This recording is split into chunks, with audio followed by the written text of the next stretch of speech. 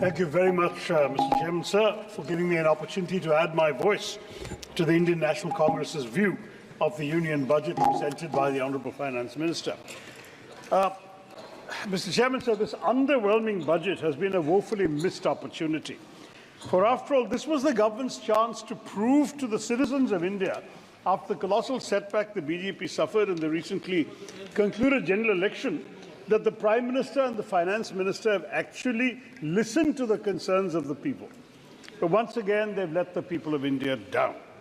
The budget is in many ways an emblem of this government's economic mismanagement and financial recklessness, made all the more worse by its divisive policies. This budget makes it abundantly clear that the BJP has run out of ideas. Rather than being a vision statement of the economic future of the country, this budget is an illustration, as has been pointed out by many, of their politics. Their priorities chiefly revolve around appeasing their two regional allies, forgetting there are 26 other states and 8 union territories whose people have nothing to be happy about. But even out of those two, the people of Andhra Pradesh have much less reason to be happy at the supposed allocations made to their state in the budget. The budget only commits to arranging 15,000 crores towards the development of Amravati. This is not an allocation. It merely entails the facilitation of loans by the centre from multilateral development organizations to your state. Instead of amounting to a form of financial support from the centre, this commitment will only add to Andhra's existing debt burden. The other promises made, of course, are the very ones broken in the NDA's first term. One only hopes that another no-confidence motion will not again have to follow. Now, 4 other states have received the government support for natural calamities, all NDA rule states, Bihar, Assam, Sikkim and Uttarakhand. On the other hand, India alliance states find themselves cast out and ignored. Indeed, Karnataka, Tamil Nadu, as well as my home state of Kerala, have time and again sought funds for natural calamities, from cyclones to rapid coastal erosion, and they've got none.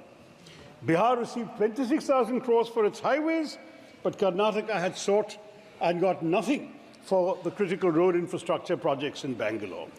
For the government of India, it seems some states are more equal than others. Now, this inclination to bias is not limited to state allocations either. If one looks at the specific concessions on basic customs duty given to 3 cancer drugs, it turns out they're all made by the same pharmaceutical company. Why were various other costly life-saving drugs being imported into the country overlooked for this exemption? On that subject, Mr. Chair, I find it worrying that the government has completely disregarded the augmentation of existing healthcare infrastructure. In my own state of Kerala, many were hoping to hear a mention of the long-proposed aims in Kerala. Alas, even with the presence of 2 ministers of state from Kerala, the government has continued to disappoint us. Bias, Mr. Chairman, takes many forms. This budget fails to consider that in our country today, private investment is sputtering, consumption growth is slow, real rural wages are plummeting, overall wages are in decline, and demand for investment credit has collapsed. As a result, returns on labour are low, and so are returns on debt capital. Only equity and private profits are booming. The situation is perverse, sir.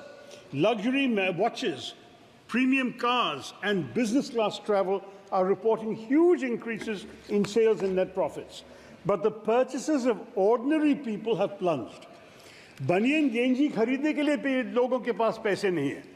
But SUV sales are rising, and small car and two-wheeler sales are tanking. It is starkly clear why inequality in India today is said to be worse than during the British Raj. Even when all the flaws that beset a developing country, ill health, poor education, abysmal housing, poor sanitation, malnutrition, infant mortality, all linger in India, a multi-billionaire can preside over an obscenely extravagant wedding, reportedly spending 5,000 crores, while in the sprawling slums of the same city, most Indians struggle to survive on less than 200 rupees a day. This government does not frame its policies with those 200 rupees a day people in mind.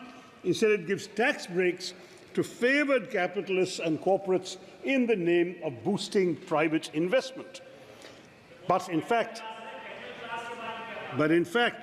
this government's corporate tax cuts have meant a revenue loss over the last 5 years of an astronomical 8.7 lakh crore rupees foregone by the government. Who has this benefited, Mr. Chairman?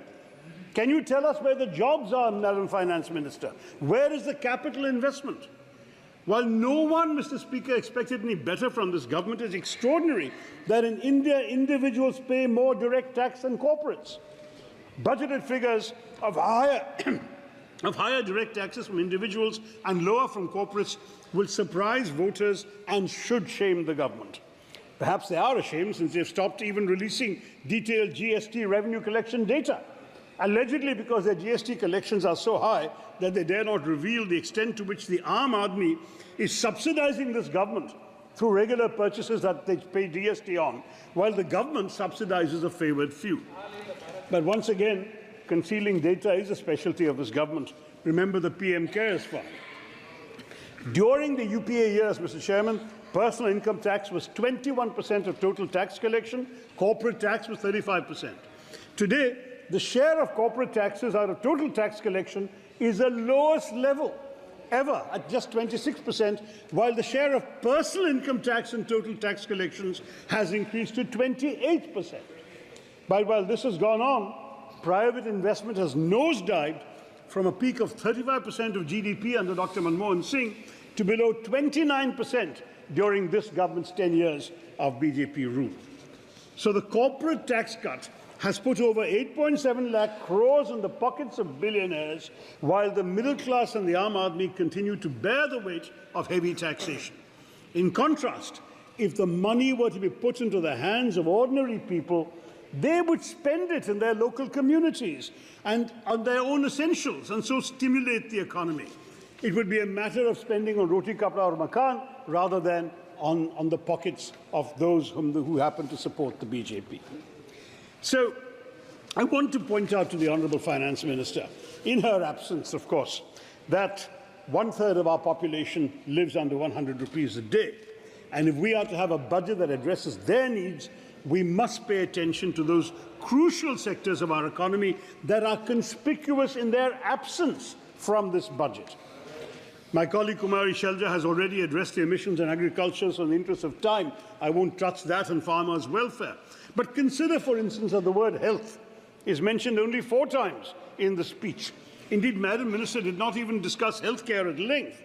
At a time in India when 55 million of our most vulnerable citizens are annually cast below the poverty line because of having to spend on healthcare, this budget offers nothing tangible for this vital sector. Was it really so long ago, Mr. Chairman, that COVID-19 rampaged through across the world, wreaking havoc and exposing our massively inadequate and ineffective healthcare sector? Yet, if one were to look at the budget, it would seem that the pandemic has been forgotten, for allocations to the Ministry of Health and Family Welfare have decreased as a share of the overall expenditure from 2.16% in 2019 to 1.9% in the budget. At the same time, the Ministry of Ayush has had an allocation nearly doubling. The fact is that India is just not spending enough on health. Brazil, Russia, China, South Africa, the other BRICS countries spend roughly 14 to 15 times more than us. Until recently, even Bhutan, Nepal, Maldives were outspending us. This year, the budget outlay for health has seen a minuscule rise, yet far from the aspiration of 5% of the GDP, the Modi government's health expenditure as a proportion of GDP remains stagnant, and we are even distant from spending the minimum 2.5% that was outlined by their government in the National Health Policy. We also must address the so-called missing middle. According to Niti Aayog, these are the people who have no health insurance cover and are too well off to be eligible for the Ayushman Bharat Yojana. When flagged in a 2021 Niti Aayog report, the government said they would take notice of this, and yet here we are in 2024 with no health solution at all for this middle class. This is highly irresponsible and reflective of our government's inability to afford something as basic as healthcare insurance cover to some of our neediest citizens. Offering health insurance to employees at negotiated rates, reducing GST on health insurance premiums, offering such tax benefits as increased exemption limits under Section 80D of Income Tax Act, could all have been ideas for the finance minister to make health insurance far more affordable and accessible, especially for the middle section, the missing middle of our population, which is growing according to the government, but she has completely overlooked them. The truth is, Mr. Chairman, that even when it comes to a sector as indispensable as public health care, the mantra of the BJP, as with everything else, has been rebrand, not revamp. And so you've had India's health and wellness centres, which need more funds and more staff to provide cost-effective treatment to ordinary Indians, regardless of their faith, being renamed Ayushman Arogya Mandirs, casting a secular institution of a secular nation into an overtly religious mould. But perhaps a certain constituency in Uttar Pradesh should have taught the BJP never again to exploit a mandir for scoring political goals. Yet rebranding is what this government has done for the last 10 years. If we've been calling it a name-changing government, not a game-changing government, as you know. But honestly, hearing the inflated claims of the ruling party after this week budget and all the TV shows I had to appear on yesterday, I am reminded of a garage mechanic saying to the owner of a car, हम आपके breaks तो ठीक नहीं कर सके इसलिए horn की आवाज़ को बढ़ा दिया. That's what the Sarkar is doing. The brakes of the Indian economy have fallen off, but this government's horn keeps getting louder. Let's look at the targets announced for Make in India in its 10 years of existence and underachievement. This government thinks honestly that rhetoric is a substitute for action. But if I may move to another sector of the economy which the budget barely pays any attention to, that's education, immensely critical to employment generation. For all the BJP's talk of upskilling youth and equipping them with the tools they need to procure jobs in today's intensely competitive job market, there was no mention in the budget speech of primary or higher education. We have a staggering 3.5 million youngsters, 35 lakhs, dropped out of school in the last academic year for which there are records. And this is not just an indication of economic failure by the government, kids having to join the informal workforce to support their families, but it's the future of India stepping away from the path of knowledge, Mr. Chairman. It's deeply unfortunate, and while leaving school may not be in these students' hands, getting them back to school is certainly in the government's hands. So it's a shame that access to quality and compulsory education has been wholly overlooked in this budget. Education has been allocated a miserly 1.2 lakh crore rupees, which is a 7% decrease from the revised estimated allocation of 23-24. More alarming is the fact that the allocation for the Department of School Education and Literacy as a share of the total budget outlay reduced from 3.16% in 2013-14, the last year that we were in government, when the UPA was there, to just 1.53% in 24-25. And the combined allocations for both the departments have declined from 4.7% as a share of the total budget expenditure in our last year to 2.53% in your so far last year. Now, as a share of GDP, it's even worse. It's a horrifically low 0.36%. The government's own new education policy of 2020 recommends that the education budget should be 6% of GDP. Now, Mr. Chairman, if this Modi government cannot even meet the goals that they set for themselves, then what can we expect of them, Mr. Chairman? In continuance of their onslaught in education, by the way, the budget has slashed the funding for the UGC by 60%. Sir, my party has allocated 20 minutes to me, sir. So I have another 6 or 7 to go. You are having 15 members. No, sir, I've been told 20, and I've prepared accordingly, please. But they've slashed the UGC budget by 60%, and fears do abound now that this will reduce the UGC to purely a regulatory agency, encourage universities to start more self-financing courses, creating an additional financial burden on students, and will also make more universities dependent on loans from the Higher Education Financing Agency, a complete transformation in our education environment. On top of that, in 2019, the government introduced a 4% education and health cess, which is not a sustainable source of revenue for the government, but this cess has financed 70% of total educational expenditure after 2015. So that is another source of worry. So there's little to cheer on health and education. But should we welcome the government's belated recognition of the worst ever employment crisis in our country in history by their borrowing the Congress Party's proposed apprenticeship scheme and renaming it? No. First, because the exaggerated claims of the government that it added 125 million jobs in its 10 years, including 47 million last year, are completely fake. They include unpaid labor, and even 1 hour's work a week has been counted as a job. Second, because they've diluted our scheme. We had proposed an apprenticeship, which would lead to jobs. They've reduced that to an internship, which is only assistance. They've only restricted to 500 top companies. We had it open-ended.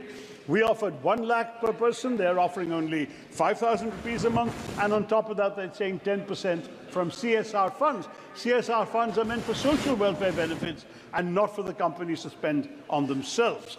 So I have to say, on top of that, you have the fine print in the annexure that says that the participation in these companies is voluntary. I don't know how they're going to define the 500 top companies, and how would these companies voluntarily shoulder the government's burden of creating an economy where there are enough jobs. The precedents are not encouraging. Can the government tell us what became of their 10 years of skill development efforts? How many of those trained have been placed in real jobs? What about the schemes for women? Why is female labour force participation at a record low today of 28%? मगर चलिए सभापति जी, बहुमत हारने के बाद BJP तो हमारे सुझाव मानने लगी, ये तो अच्छी बात है अगर इससे भारत की भलाई हो जाएगी. But it's amusing to me that the BJP had to lose its majority in Parliament before they became receptive to effective suggestions from the opposition. Let me immodestly point out that it was I who, in the Lok Sabha on 10th of March 2016, asked the late Finance Minister Shri Arun Jaitley to reduce or remove angel tax in order to strengthen the startup ecosystem. And I'm glad to see that 8 years later, a finance minister has heeded my words and abolished it. So, chalo der aaye, durust aaye. But I have to say that the finance minister's rosy claims on FDI are belied by facts. FDI as a ratio of GDP has in fact collapsed from an average 2% of GDP to 0.5% of GDP last year, the lowest in a decade. One big reason for stunted private investment is the heightened risk perception of the Indian economy. Foreign companies actually pulling money out of our country. Some $44.4 billion have been pulled out in 23-24. And actual FDI, that is investments minus what they take out, has fallen to 26 billion, which is a 37% drop, according to RBI data, and the lowest number since 2006-07, when the UPA was in power.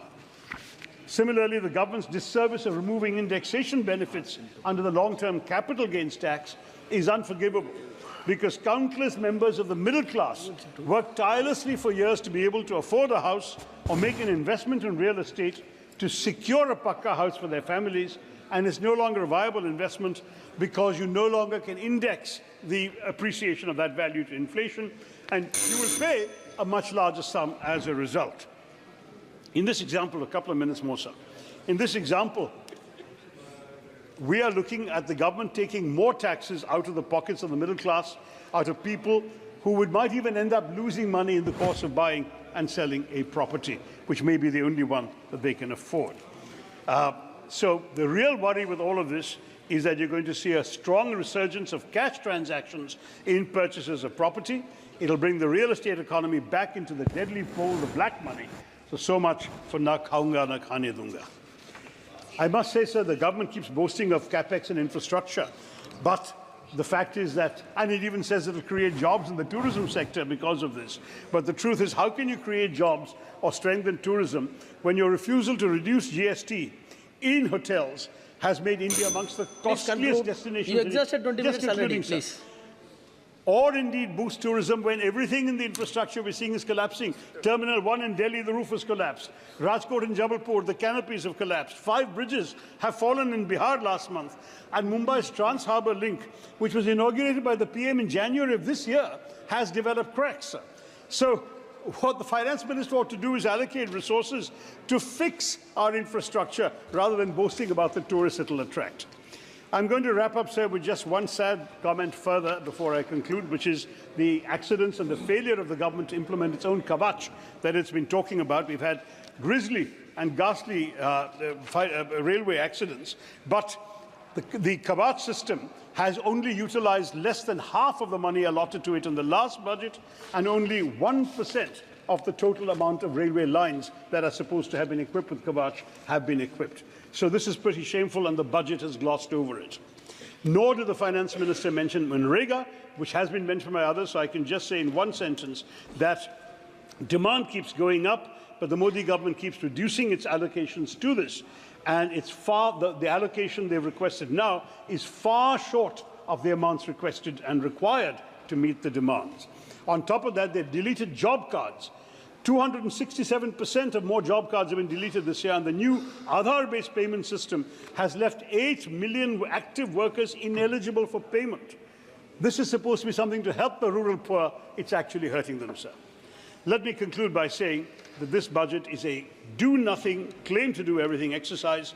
No matter how much the government ratchets up the mythic vision of a Viksit Bharat and its rhetoric, this is not a budget for a Viksit Bharat. It's a motley collection of schemes without an analytical framework or a coherent spending plan, and no pathway to achieve the boasts and rhetoric of either Amrit Kaal or Viksit Bharat. The government is selling us a penthouse in a building whose foundations are shaky, whose canopy has collapsed, whose lift shaft is yet to be installed, and whose workers are starving. The budget lacks originality, ambition, strategy. We get no answers to the employment puzzle. We get no solutions to education and health, and we don't engage with any of the crises of investment I've outlined today. The budget that India needs and India deserves is much more than a statement of solidarity with the ruling party's political allies.